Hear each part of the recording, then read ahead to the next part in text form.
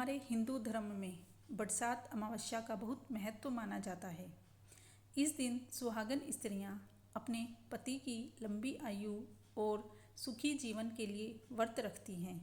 जो स्त्रियां व्रत नहीं रख पाती वे भी इस दिन बरगद के पेड़ की पूजा अवश्य करती हैं, क्योंकि ऐसा माना जाता है कि इससे उनके सुहाग की रक्षा होती है और पति को दीर्घ आयु प्राप्त होती है।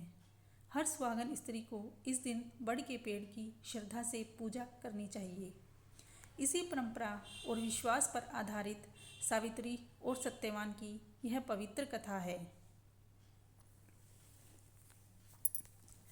एक समय की बात है, एक राजा था। उसके यहाँ बहुत वर्षों तक कोई संतान नहीं थी।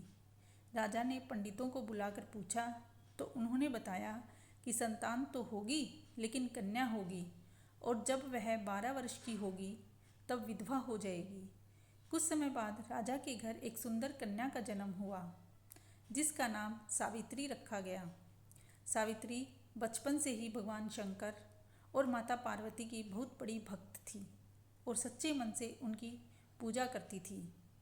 समय बीतने पर जब सावित्री बड़ी हुई तो उसका विवाह सत्यवान से कर दिया गया। सावित्री को यह पता था कि जब वह 12 वर्ष की होगी उसी दिन उसके पति की मृत्यु हो जाएगी। जब सावित्री 12 वर्ष की हुई तो उसे मालूम था कि आज ही वह दिन है, इसलिए वह अपने सास ससुर की आज्ञा लेकर सत्यवान के साथ जंगल में लकड़ी काटने चली गई। जंगल में सत्यवान एक पेड़ की छाया में आराम करने लगा। उसी पेड़ में एक सांप रहता था, जिसने सत्यवान को डस लिया और उसकी मृत्यु हो गई। सावित्री अपने पति का सिर गोद में रख कर विलाप करने लगी। उसी समय भगवान शंकर और माता पार्वती वहाँ से जा रहे थे। सावित्री ने उनके चरण पकड़ लिए और अपनी पति को जीवित करने की प्रार्थना की।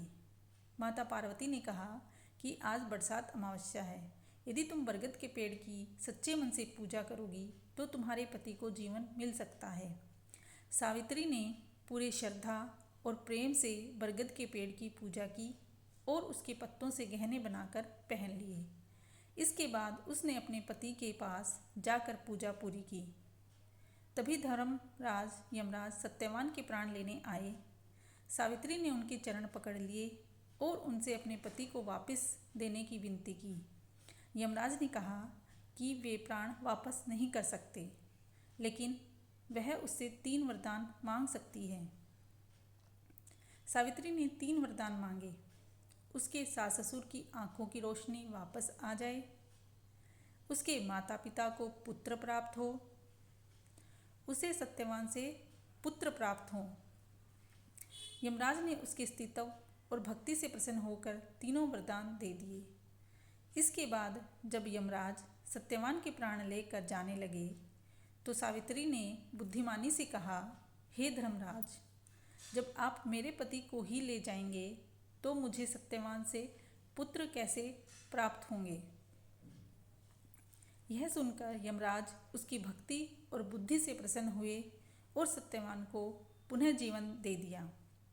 सावित्री भगवान शंकर और माता पार्वती की सच्ची भक्त थी। अपनी भक्ति और विश्वास के बल पर उसने अपने पति सत्यवान के प्राण यमराज से वापस ले लिए। इसीलिए बरसात अमावस्या की पूजा और व्रत का विशेष महत्व माना जाता है। हर सुहागन स्त्री को श्रद्धा और विश्वास के साथ यह पूजा अवश्य करनी चाहिए।